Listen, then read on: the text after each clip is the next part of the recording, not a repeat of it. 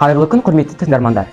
Мен Райымбеков Данил, лицейіміздің вице-президенті, дебат фракциясының жетекшісі, сонымен қатар жас тілшілер клубының мүшесі. Өзін-өзі басқару белсенділігінің табысты жұмыс тәжірибесін тарату. Осы орайда менің іске асыратын жобам парламент соты.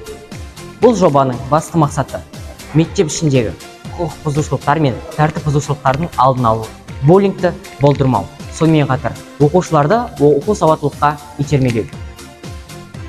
Бұл жобада төрешілікті президент, вице-президент және де парламент фракция жетекшілері атқаратын болады. Бұл жобада тәртіп бұзушы ақталатын жағдайда оған арнайы жазалар қолданылады. Жазалардың түрлері бір аптада 3 кітап оқу, мектепте тазалық жұмысын жүргізу сияқты жазалар.